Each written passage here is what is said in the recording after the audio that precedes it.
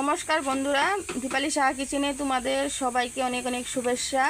তো আজকে আমি একটা রেসিপি করতে চলেছি, যেটা বানাবো তেলাপিয়া মাছ দিয়ে ধনিয়া পাতা দিয়ে ঝাল। তো কী করে বানাই সেটা তোমরা দেখতে থাকো। আমি তেলাপিয়া মাছ এখানে নিয়ে নিয়েছি, ভালো করে কেটে ধুয়ে নিয়ে এসেছি, আর গুটাল গুটাল রেখেছি অল্প। এজে দিলে মাছটা খেতে ভালো লাগে, তার জন্য অল্প অল্প এজে দিচ্ছি এরকম। আর দেখো এখানে কি সুন্দর টাটকা একদম তেলাপিয়া মাছ আছে। তো এটাকে আমি করব ধনিয়া পাতা দিয়ে ঝাল। তার জন্য আমি মাছগুলোকে প্রথমে মেখে নেব সুন্দর করে। প্রথমে দিয়ে দিচ্ছি নুন, এবার দিয়ে দেব হলুদ গুঁড়ো। এবার সুন্দর করে আমি মেখে নেব। তো দেখতে দেখতে আমার মাছটা মাখানো হয়ে গেল। আর এই ধনিয়া পাতা দিয়ে মাছের ঝালটা খেতে কিন্তু দুর্দান্ত একটা টেস্ট লাগে, পুরো গ্রেভি হবে। তো বানাচ্ছি, তোমরা দেখতে থাকো। এদিকে কড়াই বসিয়ে দিয়েছি, আর কড়ার মধ্যে তেলও দিয়ে দিয়েছি। এবার কিছুক্ষণ গরম হতে দেব। এবার মাছগুলোকে ভেজে নেব ঝাল করার জন্য। এটা ধনিয়া পাতার ঝাল করলে খেতে খুব ভালো লাগে। তো মাছের এক সাইডটা ফ্রাই হয়ে গেছে, আর এক সাইডটাও ফ্রাই করে নেব পাল্টিয়ে। সুন্দরভাবে পাল্টে যাচ্ছে দেখো। তো মাছ সুন্দর করে ফ্রাই হয়ে গেছে, এবার আমি নামিয়ে নেব। মাছগুলি তো ভাজা হয়ে গেল। এবার আমি মাছটা রান্না করার জন্যে আমি ঝাল বানাবো, তার জন্য কী কী নিয়েছি তো তোমরা একটু দেখো। এখানে নিয়েছি একটা বড় সাইজের পেঁয়াজ কুচানো, আর একটা মিডিয়াম সাইজের টমেটো নিয়ে নিয়েছি, আর এখানে পেঁয়াজ আর কাঁচা লঙ্কা বেটে নিয়েছি, আর নিয়ে নিচ্ছি ধনিয়া পাতা। যেহেতু আমি ধনিয়া পাতা দিয়ে তেলাপিয়া মাছের ঝাল করব, এর জন্য ধনিয়া পাতা অনেকগুলি করে নিয়ে নিচ্ছি আমি করব। এবার মাছ ভাজা তেলের মধ্যে আমি গোটা জিরা দিয়ে দেব।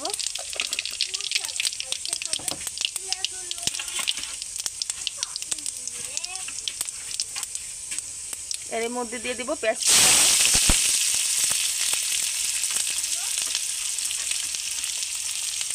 এবার পেঁয়াজটাকে অল্প ব্রাউন করে ভেজে নেব। তো পেঁয়াজটা দেখো ব্রাউন হয়ে গেছে। এর মধ্যে আমি এখন টমেটো কুচিটাও দিয়ে দেব।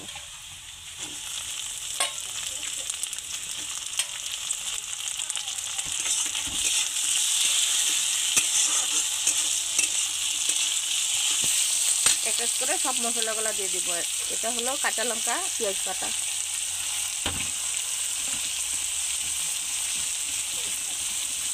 হলুদ গুঁড়ি পরিমাণ মতো,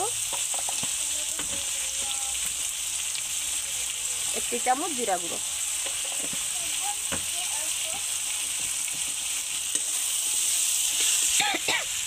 স্বাদ মতো নুন দিয়ে দিই। এবার ভালো করে মশলাটা কষিয়ে নেব। হালকা একটু জল দিয়ে মশলাটাকে ভালো করে কষিয়ে নেব। এতে মশলাটা সুন্দর করে ফুলে যাবে, মশলাটা কষানো ভালো হবে, তার জন্য অল্প জল আমি অ্যাড করছি। বন্ধুরা দেখো কষানো খুব সুন্দর করে হয়ে গেছে। মশলাটা ভালো করে কষলে কিন্তু মশলার থেকে একদম তেল ছিঁড়ে দেয়, এরকম কোনো লেগে ধরবে না। আর একদম তেল পুরো দেখো ভেসে ভেসে গেছে। এবার আমি জল দিয়ে দেবো পরিমাণ মতো। খুব একটা জল দিব না, কারণ আমি যেহেতু ঝাল বানাচ্ছি অল্প গ্রেভি টাইপই ভালো লাগে খেতে। আমাদের ঘরে তো এই তেলাপিয়া মাছ খুব ভালো খায়। ফ্রাই করতে করতে আদাগুলি এভাবে খেয়ে দিয়েছে, আর অল্প মাছই বেঁচে গেছে।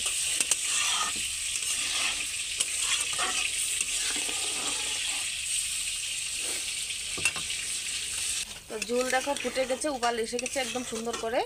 এর মধ্যে এখন আমি মাছগুলি এড করে দেব।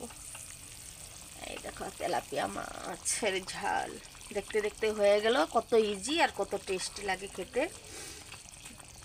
যারা খেয়েছো তারা বলতে পারবে কত টেস্ট হয়, আর যারা খাওনি অবশ্যই ঝালটা তেলাপিয়া মাছের করে খেয়ে দেখবে কতটা টেস্ট লাগে। এবার কিছুক্ষণ ফুটতে দেব।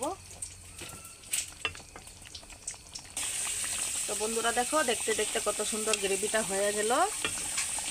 এবার আমি ধনিয়া পাতা দিয়ে দিচ্ছি, কারণ তোমাদেরকে বলেছি আমি ধনিয়া পাতার ঝাল করব। তো ধনিয়া পাতাটা অল্প বেশি দিলে খেতে ভালো লাগে, পুরো মাখো মাখো হয়।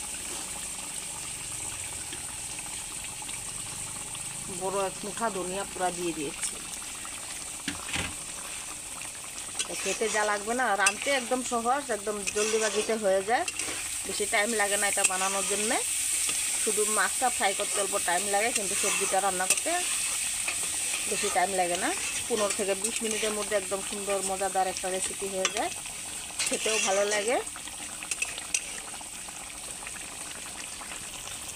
আমার রান্না পুরো হওয়ার দিকে কমপ্লিট। আর দুটো কাঁচা লঙ্কা আমার আদা ফাড়া করে দিয়ে দিয়েছি এটা উপরে, কারণ জাস্ট এটা সেন্ট ফ্লেভারের জন্যে। এই কাঁচা লঙ্কার ফ্লেভারটা কিন্তু খুব সুন্দর এসে যায়। এবার আমি নামিয়ে নেব। আর আমার রেসিপিগুলো তোমাদের কেমন লাগে প্লিজ কমেন্টে বলবে। আর আমার চ্যানেলে নতুন হয়ে থাকলে অবশ্যই একটা সাবস্ক্রাইব করবে।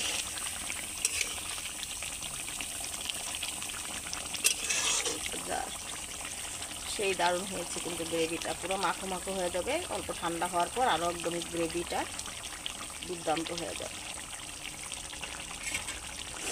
নামিয়ে নেব। তো দেখো বন্ধুরা, আমার সবজিটা আমি নামিয়ে দিয়েছি, আমার কমপ্লিট হয়ে গেছে। এবার দেখো কতটাই সুন্দর হয়েছে গ্রেভিটা। এটা খেতে কিন্তু অসাধারণ লাগে। প্লিজ একবার তোমরাও ঘরে এভাবে ট্রাই করে দেখবে। তো আজকের রেসিপি অবধি ছিল, পরবর্তী অন্য কিছু ভালো ধরনের রেসিপি নিয়ে আসবো।